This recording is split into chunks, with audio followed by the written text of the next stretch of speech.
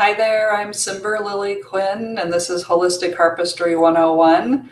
And I am giving you a practice session, a sample practice session, because sometimes the question is, well, okay, I've got the harp, I've had a couple lessons, now what do I do with my time? I'm not really sure. So I really struggled with that when I was first learning to play harp. I didn't really know what to do in a practice session. And so over the years, I've developed a kind of a structure that you can follow. You don't have to if you don't like this, but if you want to give this a try. Also, you don't have to do this entire thing all in one sitting. You might just select pieces of it to do in your practice session every day.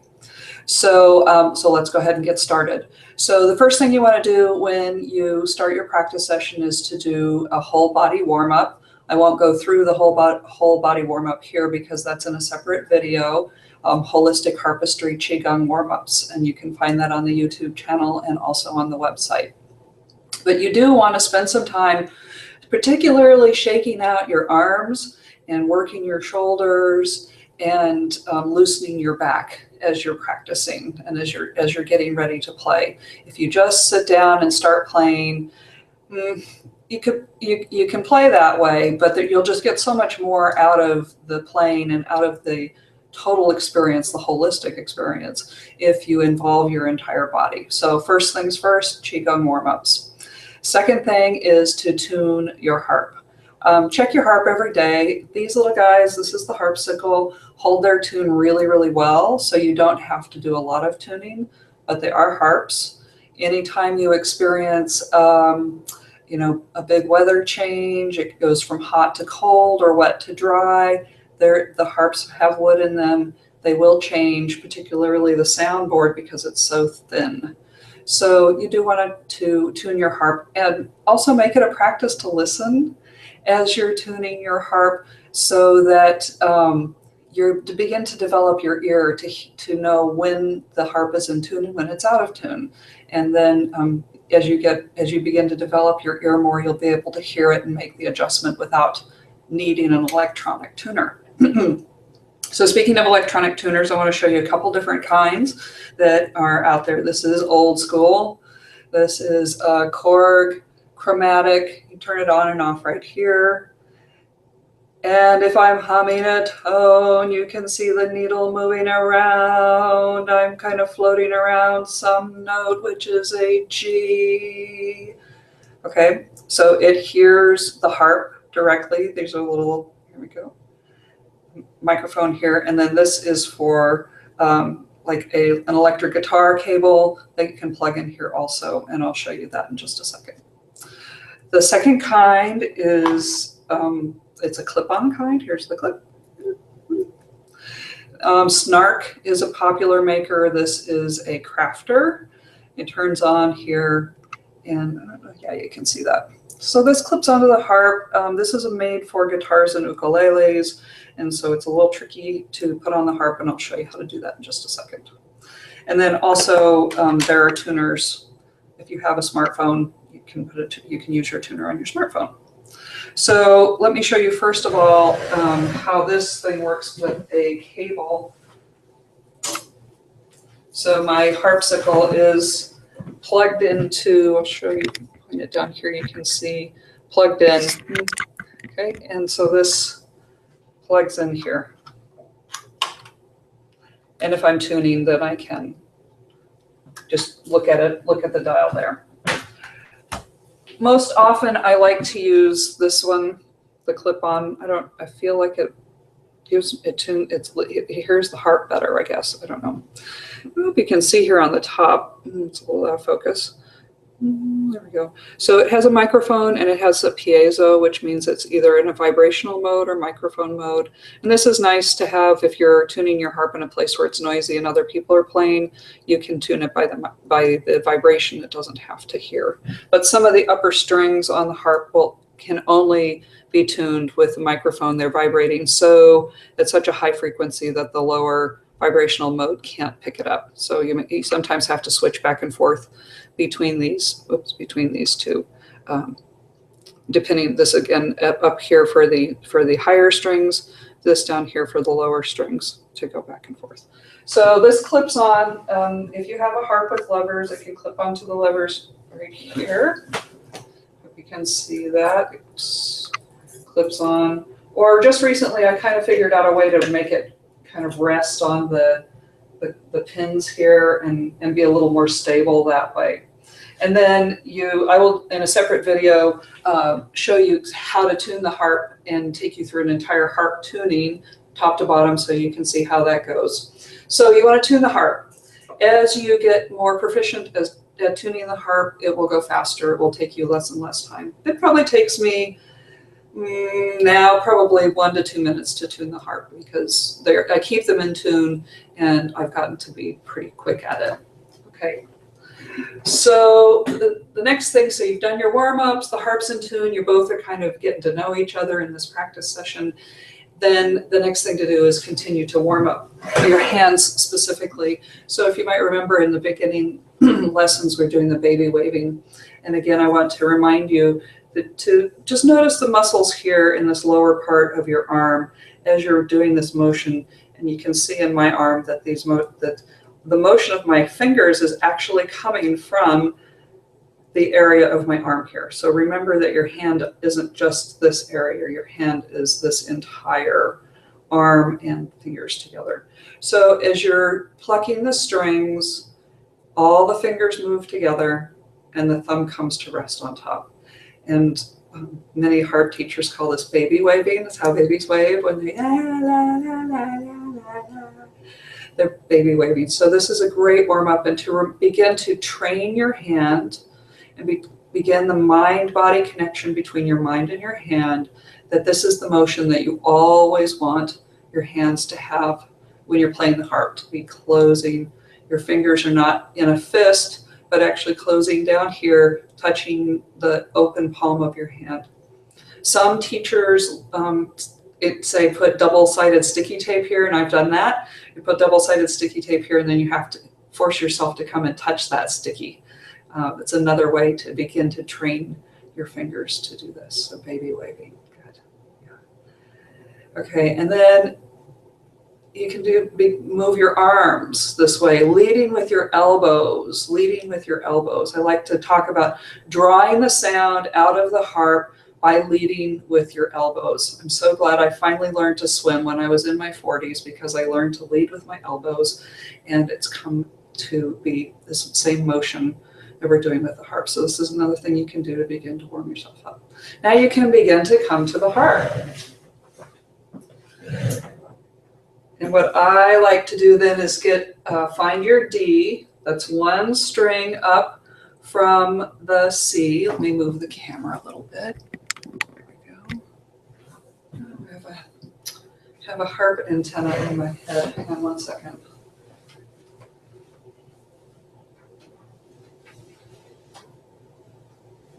There we go. Now the harp has a harp antenna. All right. So you're going to find your D here. It's one string above the C. Here's the C. It's the red string. The D is one string above. And now you're going to baby wave and bring all your fingers together like this. And you can make this exaggerated motion with the elbow, baby waving, and elbow together. And then you can do it with the other hand at the lower octave.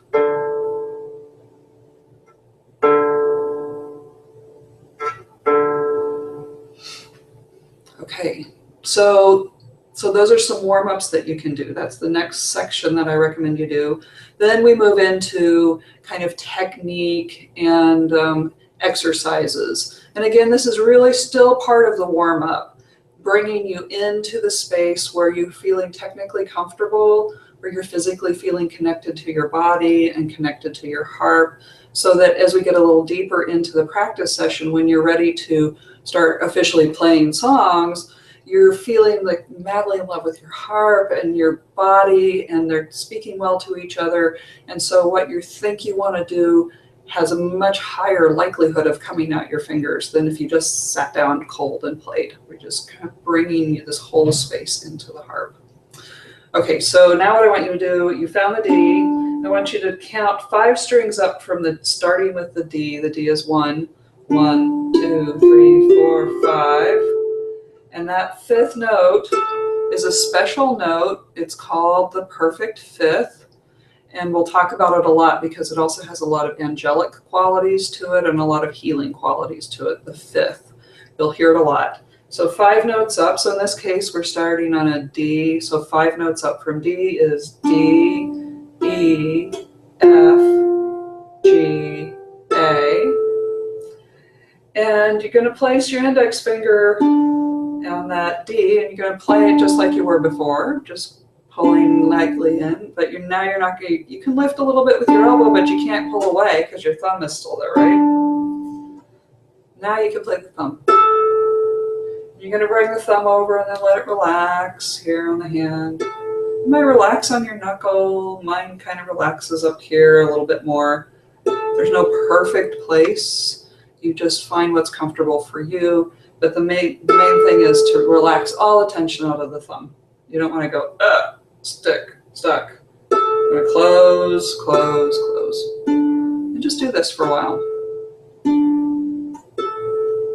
Go slower, go faster, go slower, go faster. Do it with the other hand.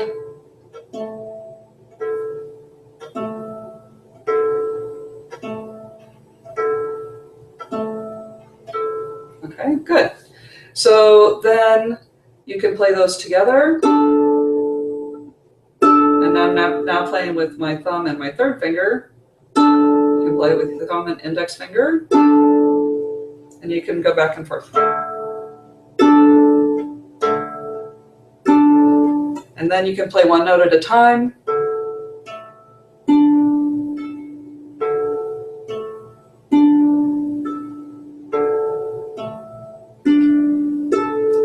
Okay, so I just want you to, as you're just getting to know these notes, to also notice how it feels in your body as you're playing these notes.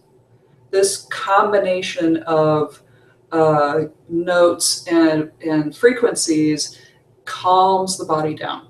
It calms the body down. So I want you to notice if you're feeling that as you're playing.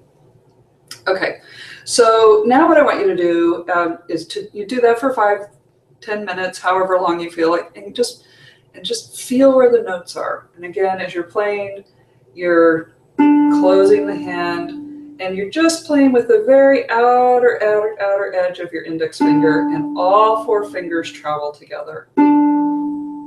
4 fingers travel together, and then the thumb. And with the thumb, again, it's just the very outer edge here. It's just the very outer edge. And some teachers talk about you just falling away from it, falling away from the string, not like you're plucking, but how little effort can you make and still make a sound? It's very little effort. Okay. So I'd like you to do some of that. And then what I'd like you to do next is just play around with these chords a little bit. This D minor chord. You can add now the third note. We've talked about the fifth, D and A. You can add the third note. It's this blue note. It's the F in the middle. Blue note. And you could put your index finger on the D, your second finger on the F, and the thumb on the A.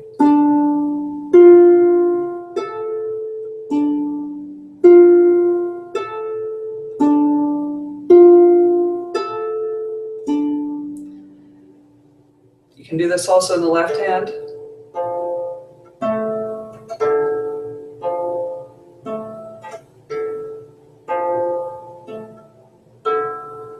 Okay, so just play around with those notes a little bit and see what feels good to you. All right, so the last thing we want to talk about here is song creation. So I began from the very beginning. I want you to really see if you can hear in your own internal, that you have a mind's eye, you also have a mind's ear.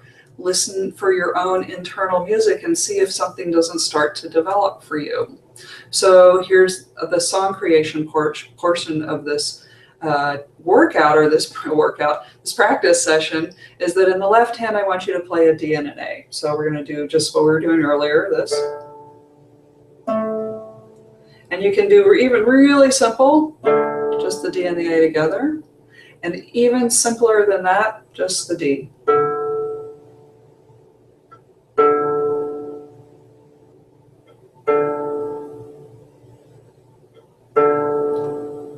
Okay, great. So, and then in the right hand, what I want you to do is you're going to begin and end on a D somewhere up here.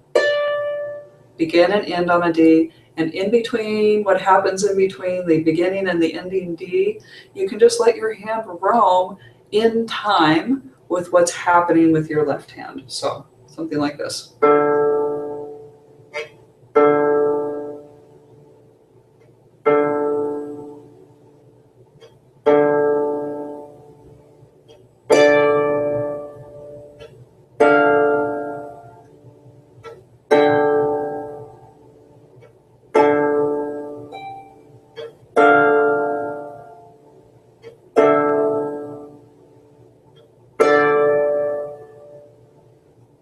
Up an octave.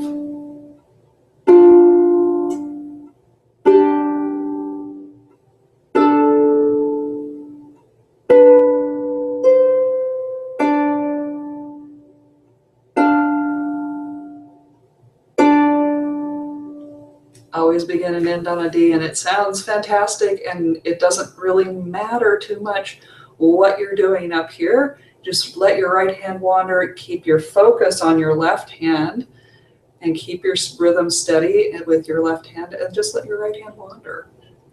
Okay, so I want to talk a little bit about theory, because there should always be a tiny bit of theory involved in every lesson. And the reason I'm starting you here with the note D, but in the key of C, is because we're starting with the Dorian mode. The reason I chose the Dorian mode is because this is the mode that I play in when I'm playing at conferences, or I'm playing in hospital setting, or playing for even for friends. I always start with the Dorian mode because it's grounding. It helps people arrive in the present moment. It brings them into their bodies in a safe and gentle way. And it's really, really easy to play. Lots of Celtic music is written in the Dorian mode, and so you'll recognize a lot of songs as you get a little deeper into the Dorian mode, and I add some more chords to them so that you'll get to know them. But one of them is Drunken Sailor. What will we do with a drunken sailor? What will we do with a drunken sailor? What will we do with a drunken sailor? Early in the morning. So I did throw in a C chord, and I'll be talking about that in the next lesson. But for the D minor, this is the D minor chord. Okay, so it's the grounding effect in Celtic music. It's definitely connected to the earth, and a lot of that music is constructed specifically to help people feel connected to nature and feel connected to the earth. So that's our little bit of theory here. Really, really, really important that as you're practicing that you take breaks and rest. Especially when you're first getting started, it can be really easy to overdo it. You're so excited. It sounds so great. You just want to spend hours and hours and hours playing, and I want you to spend hours playing, but I want you to do it safely, and I don't want you to get injured in, mostly you might think harp injury, really? But it's like carpal tunnel-y kind of injury that you have to be careful of. It's the one that kind of creeps up on you because you just want to do it one more time. So I want to show you a few things. So when you're sitting at the harp, you've been sitting like this, you're rotated to the right a bit. And so the counter-rotational stretch for that is to turn to the left, to reach over your shoulder, reach around and grab your back of your chair. Here you see the back of my folding chair. And just twist around until you feel that you're pretty well got the right shape again. You also can reach up this way, and you can reach down towards the floor. All of these things are good to back stretches. And then I really recommend, because if you have the harpsichord that came with the Harp Holistic Harpistry 101 program, it has a stand. And so I recommend that you put it on a table sometimes and play standing. It's really good to have both experiences that way. So as you are practicing and learning, then I really recommend that you begin to record what is happening in your practice sessions. You might not always have time to do this, but if you get in the habit of doing it every other time, once a week, something like that, over time you can look back over and see, hey, I really am making progress, but also you'll have some really great ideas that you may not keep them always in the front of your mind, but if you have them recorded somewhere, you can always go back to them. I want to share with you a couple different ways that I keep track of things that I'm doing in my practice sessions. The first one is I keep a little journal. This one says only for myself. It's kind of cute. But in here, I actually keep a lot of technical detail that's important to me about my harps. When I've changed strings, settings that I use with GarageBand, different settings that are appropriate with the different amps that I use. There's a lot of electronic stuff that I write down and keep track of in this particular book. This is my current just journal where I write down stuff that I want to remember or keep notes of or keep track of just in my daily life in general. And let's see, right here, I was looking for keywords for this. So great, queen, metamorphosis, appeal, infinite, passionate but pragmatic. I like that one. Natural born, angelic, transparent. So this is, sort of more words kinds of things. And then the last kind of journal that I keep is this kind, which if you're not a notation person, then you can skip this part. You don't have to worry about this. But if you are a notation person, you can get manuscript paper. This is a spiral bound notebook that I got at Amazon and actually bought it used because I thought it would be fun to see what somebody else had written. So I haven't played too much of this other person's stuff, but it is awfully fun to have. Here's more of some of my things that I've got going on in here. So this is another way of journaling. And the last thing I wanted to offer you is for those who are very new to note reading but would like to learn note reading, I just want to give you a quick note reading lesson here. The very first note that you need to learn to read is a quarter note, and I teach little kids also, so I have a little whiteboard that I carry around with me, and dry erase. That's good for that. So I want to show you what a quarter note looks like. It's got what's called a note head and a stem. This is the note head, and this is the stem. And sometimes they look like this, where the note head is on the top and the stem is on the bottom. And usually in the beginning harp music, you might see these in groups of 3 or 4. So I'll just put these in here for now. So that's a quarter note. That's a quarter note. There are 4 of them there. There are 3 of them with notes on the bottom, note heads on the bottom, stems on the top, and 1 with a note head on the top and stem on the bottom. Quarter notes. All right, they will become your friends. You will love them. All right.